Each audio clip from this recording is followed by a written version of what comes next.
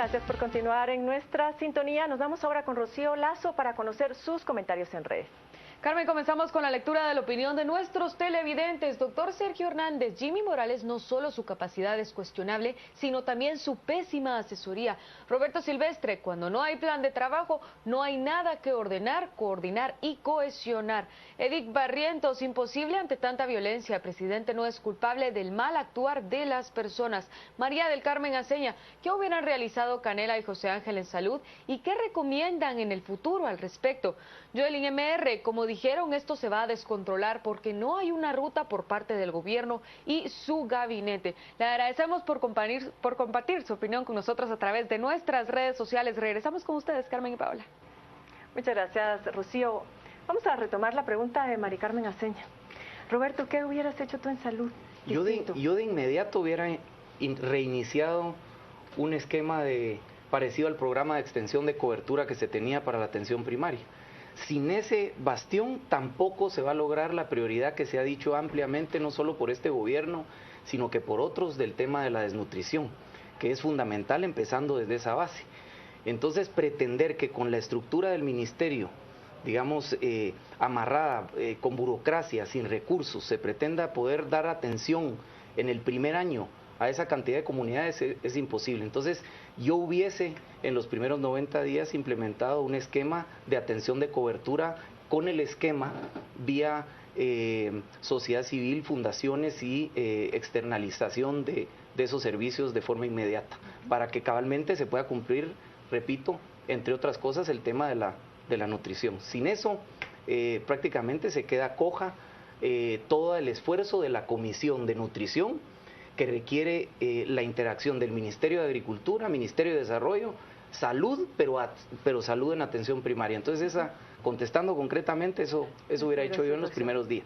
No es casualidad que hoy manifestaron salubristas y maestros, protagonizaron marchas en este aniversario de los 6 meses, pero también por las condiciones del sistema de salud y educación. Yo no le voy a preguntar sobre educación, le quiero preguntar cómo habría manejado usted los sindicatos, cómo habría manejado los pactos colectivos, que en buena medida diezman el presupuesto, a veces por pagos leoninos que se les hacen a los trabajadores. Bueno, nosotros, los planteamientos que hicimos oportunidad en el proceso político, teníamos muy claro de que uno, hay que dialogar con los sindicatos, pero también hay que tener claridad en las posibilidades del Estado y lo que realmente es posible realizar. Yo creo que aquí lo que sucede es que estamos dejando pasar. Yo entiendo y comparto que hay derechos de organización sindical, pero todo también tiene una norma, tiene un límite y tiene un contenido de carácter ético. Y no nos podemos brincar esas barreras. Y también hay pactos colectivos que se llevaron a cabo y que no cumplieron con el mecanismo legal del Ministerio de Finanzas, pues son ilegales. Lo lamento. Si tenemos que enmarcarnos en la ley y tenemos que dialogar bueno, hagamos un nuevo pacto colectivo de acuerdo a las posibilidades del Estado y no lo proyectemos sin hacer el análisis financiero, sino que lo proyectemos a largo plazo en función de las posibilidades del flujo de ingresos del Estado. Si nosotros estamos viendo que el Estado tiene complicaciones en sus ingresos, pues es un error estar haciendo un pacto que no se va a poder cumplir y le vamos a quitar a otros sectores y los vamos a dejar en una situación estática. Entonces yo siento que eso, ¿qué otros elementos tenemos que considerar en los pactos colectivos? Hay contracciones de carácter económico que pueden ser por razones de carácter interno o de carácter internacional. Eso hay que considerarlo. Variables que no se pueden controlar. Sí, entonces mire, cuando esto sucede nosotros tenemos que sentarnos a platicar y hay cosas que no vamos a poder cumplir. Y se tiene que considerar, yo creo que los trabajadores, si entramos en un proceso de esa naturaleza, tienen que... Yo creo pensar que hay niveles de comprensión. También hay que entender que a veces le exigimos mucho también a los trabajadores del Estado con unos salarios de miseria. Que yo los he visto en unos promotores de salud, creo que se llama, que lo que ganan hasta el Estado está incumpliendo con el salario mínimo.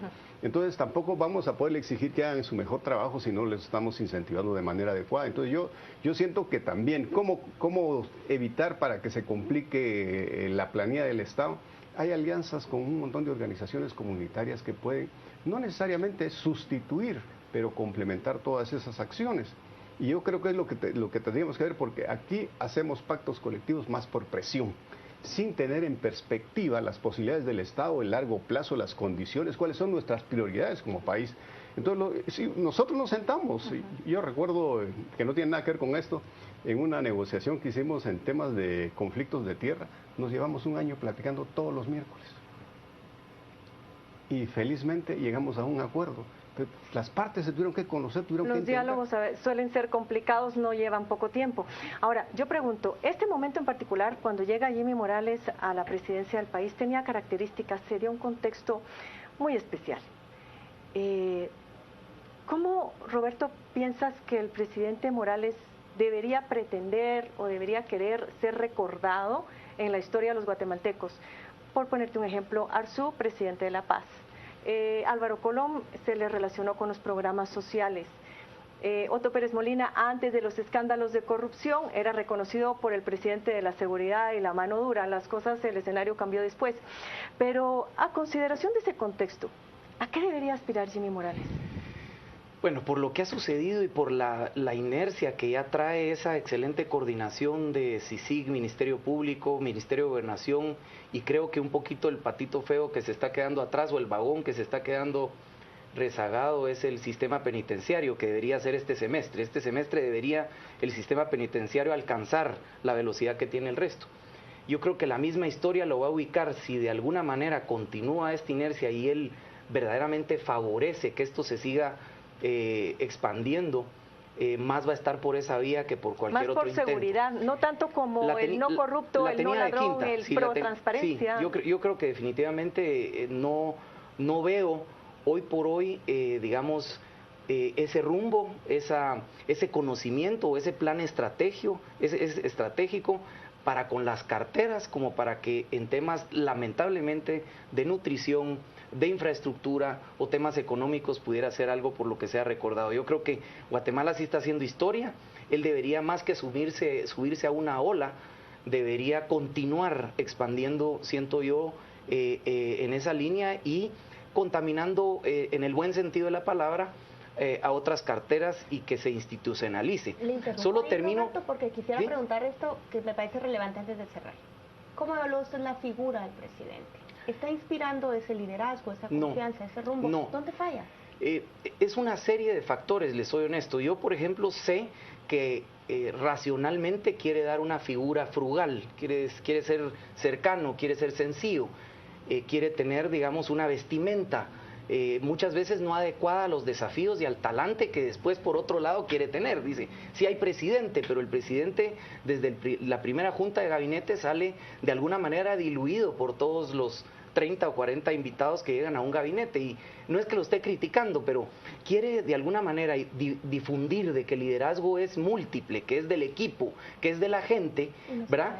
Y al mismo tiempo también pretende que se le reconozca algo diferente. Entonces, yo pienso que su estilo o su calidad de liderazgo, por otro lado, también es prudente, porque uno quisiera, tal vez, como decía José Ángel, que él diga esto, que diga el otro, pero si uno no sabe, es mejor ser prudente y decir, bueno, en tanto aprendo, pues yo fortalezco las carteras, que son los que supuestamente saben, y que hagan los temas.